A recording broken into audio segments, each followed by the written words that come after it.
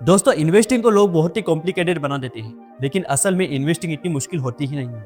Problem ये होती है कि लोग बिना सोचे समझे बिना सीखे इन्वेस्टिंग शुरू कर देते हैं, और जब मार्केट थोड़ा भी ऊपर नीचे होता है तो वही लोग बोलते हैं कि इन्वेस्टिंग हमारे लिए है ही नहीं। अगर आप बिगिनर हो और कहीं इन्वेस्ट करके आपका लॉस हुआ हो या सिर्फ कंफ्यूज हो कि कहाँ इन्वेस्ट करना बेटर रहेगा, तो ये वीडियो आपके लिए ही है। तो चलिए बिना टाइम वेस्ट की वीडियो शुरू करते ही वो सबसे पहले हम समझते हैं आखिर इन्वेस्टिंग होती क्या है। इन्वेस्टिंग का सिंपल मतलब होता है आज के पैसों को फ्यूचर के लिए काम पर लगाना। चलिए इसे एक एग्जांपल से समझते हैं। सोचिए आपके पास आज 1 लाख रुपए हैं। अगर आप इन 1 लाख रुपए को सेविंग अकाउंट में रखोगे तो वो 1 साल बाद भी 1 लाख रुपए ही रहेंगे। लेकिन अगर आप इन 1 लाख रुपए को कहीं इन्वेस्ट करते हो तो ये टाइम के साथ बढ़ता रहेगा। यही डिफरेंस है सेविंग और इन्वेस्टिंग। सेविंग्स मतलब आपका पैसा सिक्योर है और इन्वेस्टिंग मतलब आपका पैसा ग्रो कर रहा है। अब इसका मतलब क्या हुआ? महंगाई यानी कि इन्फ्लेशन आपके पैसों की वैल्यू धीरे धीरे खत्म कर रही।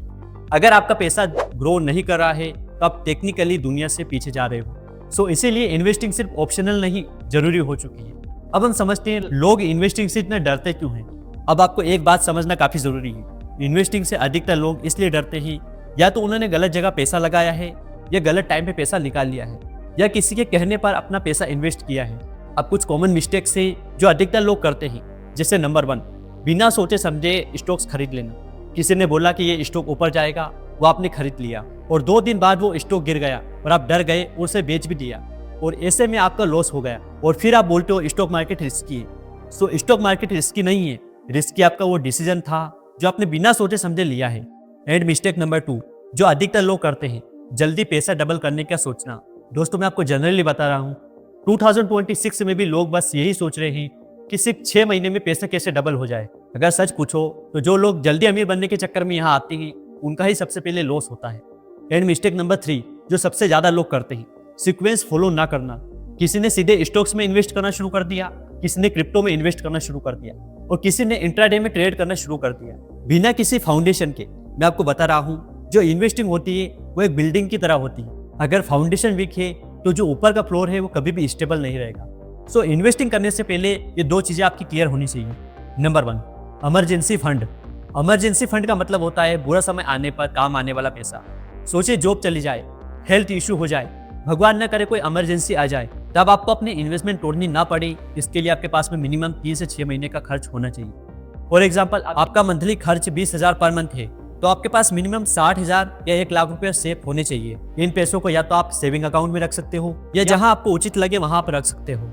And number 2, high interest rate वाले लोन से दूर रहो। अगर आपके पास credit card loan, personal loan या ऐप बेस्ड लोन है जो सिंपली आप मोबाइल फोन से लेते हो, तो सबसे पहले उन लोन्स को खत्म करो, क्योंकि उनका इंटरेस्ट रेट सबसे ज्यादा होता है, 25 से 30% पर एनम, और इन्वेस्टिंग का एवरेज रिटर्न 12 से 14% तक ही होता है। मतलब अगर आपके लोन चल रहे हैं तो उनको खत्म करना ही पहली इन्वेस्टमेंट है।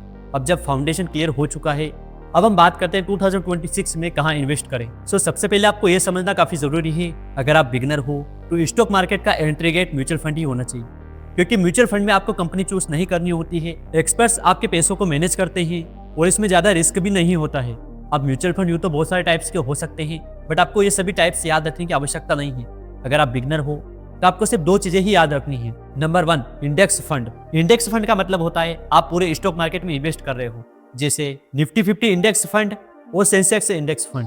इसमें क्या होता है, रिस्क थोड़ी कंट्रोल में रहती है और लॉन्ग टर्म में स्टेबल होता है।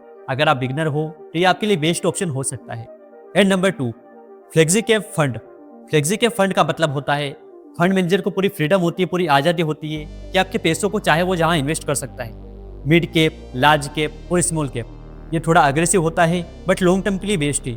आई होप आप ये समझ चुके होंगे कि मिड कैप फंड क्या होता है और फ्लेक्सी कैप फंड क्या होता है। अब हम बात करते हैं कितना पैसा इन्वेस्ट करना चाहिए। अब यहाँ बहुत सारे लोग कंफ्यूज हो जाते हैं कि कितना पैसा इन्वेस्ट करना है। आंसर सिंपल है, जितना कंफर्टेबल हो। मैं आपको एक सिंपल रूल बताता हूँ, आप अपनी इनकम का 20 to 30% इन्वेस्ट कर सकते हो। फॉर एग्जाम्पल, आपकी मंथली इनकम 30,000 पर मंथ है तो आप 5,000 या 6,000 पर मंथ इन्वेस्ट कर सकते हो। और अगर आपकी इनकम 50,000 पर मंथ है तो आप 10,000 पर मंथ तक इन्वेस्ट कर सकते हो। अब एक सवाल जो अधिकतर लोगों के मन में होता है, क्या इन्वेस्टिंग से 1 करोड़ बन सकता है? हाँ, बन सकता है, बिल्कुल बन सकता है, बट टाइम के हिसाब से। फॉर एग्जाम्पल, आप 10,000 पर मंथ इन्वेस्ट करते हो और एवरेज रिटर्न 12% अगर आपको मिल रहा हो तो 25 साल में आपके पास 1 करोड़ बन सकता है।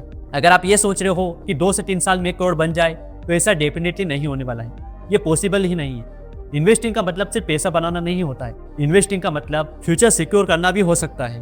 फाइनली वीडियो थोड़ी भी यूजफुल लगी हो, वीडियो को लाइक जरूर करें, चैनल को सब्सक्राइब नहीं किया कर लीजिए, बेल आइकन को ऑल पे सेट करिए ताकि आने वाली और वीडियो आपसे मिस ना हो। मिलते हैं नेक्स्ट वीडियो में, तब तक के लिए हैप्पी इन्वेस्टिंग।